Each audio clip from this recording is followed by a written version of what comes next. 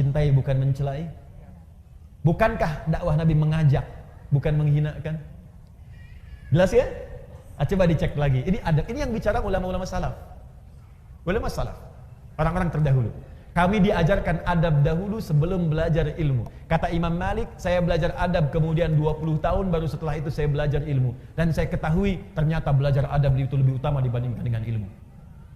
Nanti saya beritahu rahasia, Bu ya. Ada sebuah rahasia, tapi ini diantara kita saja.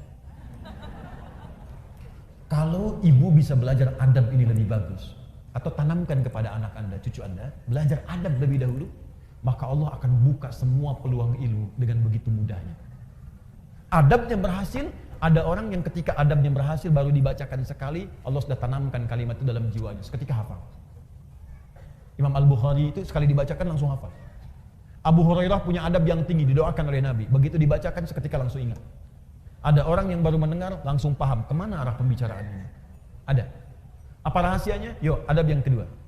Satu tadi lurusnya niat, dalilnya sudah ada. Makanya Nabi menekankan di Al-Bukhari nomor hadis yang pertama, innamal a'malu bin niat. Amal itu bergantung kepada niatnya. Maka ibu tolong luruskan niat, Bu. Anaknya kalau sekolah diniatkan diluruskan niatnya karena Allah. Ibu saya tanya, anak disekolahkan supaya pintar apa supaya Allah ridha? Ridha. Benar. Supaya pintar apa supaya Allah ridha?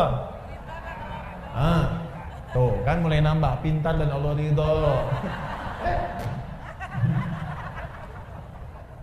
Coba dilihat lagi. Kalau ibu ingin Allah ridha, ibu pasti akan mencari sekolah yang mendatangkan keridhaan Allah. Coba, ibu pengen Allah ridha dengan orang yang soleh. Allah ridha ketika hambanya tidak meninggalkan sholat. Nah, ibu sekolahkan anak di tempat yang tidak mengajarkan sholat.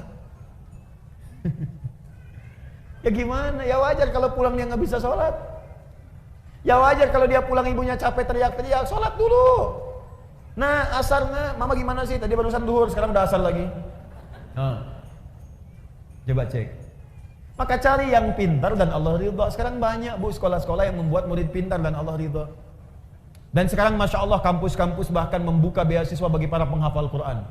Kampus umum loh, membuka beasiswa bagi para penghafal Quran. Bahkan sekarang di kepolisian, di tentara, di pekerjaan-pekerjaan umum itu penghafal Quran dapat prioritas. Tiba-tiba ada orang liberal mengatakan ini diskriminatif ini. Diskriminatif bagaimana? Kan pembukaannya umum, orang yang hafal kitab sucinya dapat beasiswa. Ya kalau anda pengen dapat beasiswa, hafalkan kitab sucinya. Silakan. Cuman memang Quran mukjizat untuk menunjukkan Quran itu firman Allah bukan buatan manusia, makanya gampang dihafal. Kitab-kitab lain, ya sumbernya diragukan dari Allah. Karena diragukan maka sulit dihafal. Makanya nggak pernah ada kompetisi menghafal Quran di kitab lain. Di Quran itu ada. Ingat, saya nunjuk Quran, saya nggak beri contoh langsung. Kalau saya contohkan langsung, pulang sini tersangka saya. Tidak, kita ingin menunjuk pelajaran kita di sini. Jelas ya? Paham? 2. Saya cepat. Nanti saya berhenti 5 menit lagi supaya kita bisa diskusi. Kedua,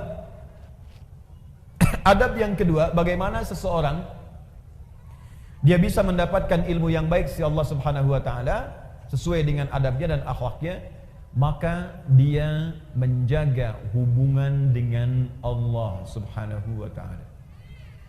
Yang pertama meniatkan karena Allah, yang kedua menjaga hubungan dengan Allah Subhanahu wa taala. Titik 2. Dengan meningkatkan takwa. Ini rahasianya. Dengan meningkatkan takwa. Dalil, Bu, dalilnya. Pakai dalil ya supaya kuat. Quran surah kedua Al-Baqarah. Quran surah kedua. Akhir ayat 282. Ibu lihat ke akhirnya saja. Akhir ayat 282. Paling kiri sebelah bawah di mushaf. Akhir ayat 282. Sudah? Perhatikan ayatnya, langsung ke ujungnya, langsung ke bawah. Kalau dari atas, ya ayyuhalladzina amanu idza tadayantum bidain, lihat ke bawah paling ujung. Wattaqullah wa yu'allimukumullah. Ada? Wattaqullah, tingkatkanlah takwamu kepada Allah. Wa yu'allimukumullah, maka dengan peningkatan takwa itu Allah akan mengajarkan kepadamu kemudahan dan tambahan pengetahuan. Jadi ternyata peningkatan takwa itu selaras dengan peningkatan pengetahuan. Orang yang meningkatkan takwanya semakin tinggi, semakin mudah dia mendapatkan tambahan pengetahuan dari Allah. Nah ibu sekalian, karena itu, ini rahasia yang ingin saya sampaikan. Ulama-ulama dahulu dan orang-orang pintar terdahulu, itu sebelum belajar ilmu, mereka kemudian meningkatkan takwa terlebih dahulu kepada Allah. Takwa dulu bu. Nanti saya contohkan orang-orangnya. Nah sekarang kalau ibu tanya, Ustadz, bagaimana cara meningkatkan takwa kepada Allah? Kalimat takwa dalam Quran itu derivasinya disebutkan 115 kali. Ada 115 kali. Dari 115 kali penyebutan ini, puncak paling tingginya itu dua. Satu, jenisnya ada dua. Satu, ibadah ritual. Ibadah ritual, salat itu bagian dari takwa. Dzalikal kitabu la raiba fi hudal lil muttaqin. Muttaqin orang takwa. Siapa muttaqin orang takwa ini? Ayat 3-nya. Alladzina yu'minuna bil ghaib wa yuqimunas shalat. Karena itu, kalau anak ibu ingin dimudahkan pengetahuan oleh Allah, Allah yang punya ilmu, Allah yang punya pengetahuan, Allah yang punya wawasan segalanya, semua tidak luput dari Allah.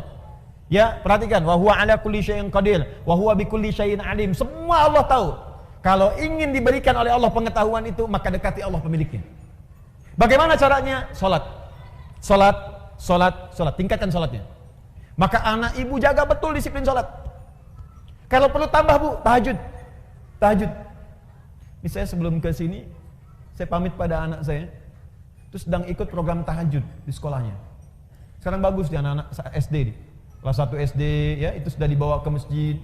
Terus ada mabit, diberikan malam bimbingan iman dan takwa. Ya anak-anak latihan supaya dilatih, supaya terus dibawa dalam kehidupannya, anak-anak ini. Masya Allah, itu anak-anak kecil bu, ya yang kecil-kecil 6 tahun, 7 tahun. Itu saya datang ke situ sedang pada tidur terlelap. Bilang Masya Allah nih anak-anak nih, saya udah dewasa banyak maksiat, kalian kecil-kecil ini bangun malam mau latihan untuk mendekat kepada Allah, padahal belum tentu balik. Ibu bayangkan, anak belum balik sudah berlatih untuk bangun malam. Kita yang sudah balik makan dikalahkan oleh kantuk untuk bangun malam. Tapi cita-citanya surga bu, Firdaus lagi tuh. Aduh. Latihan. Karena itu Nabi meminta kepada para orang tua, anak dari kecil itu diajari sholat. Masih ingat nasihat Nabi? Jika anak usia 7 tahun ajari mereka sholat, usia dia 10 tahun menjelang balik tidak mau sholat, maka berikan pelajaran yang membuat dia mengerti. Berikan pelajaran. Kenapa Nabi meminta anak sholat? Karena ada korelasi antara sholat dengan kepintaran seorang anak dan kebaikan seorang anak. Kalau anak dari kecil sudah rajin sholat, demi Allah bu, catat kalimat saya ini. Kalau anak diajari sholat dengan benar dari kecilnya, maka anak itu dewasa akan tumbuh menjadi anak yang baik dan pintar. Itu sudah rumus.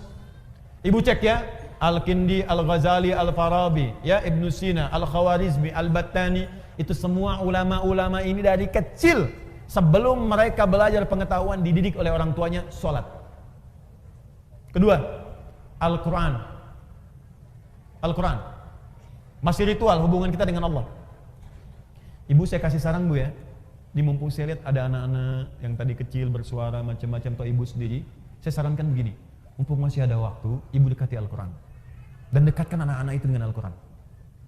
Sudah ada penemuan sekarang dan itu sudah dibuktikan dengan sangat jelas bahwa orang yang hafal Quran khususnya atau dekat dengan Al-Quran, itu Allah akan tingkatkan tingkat kecerdasannya. Kalau hafal dengan benar, itu minimal 3 kali lipat.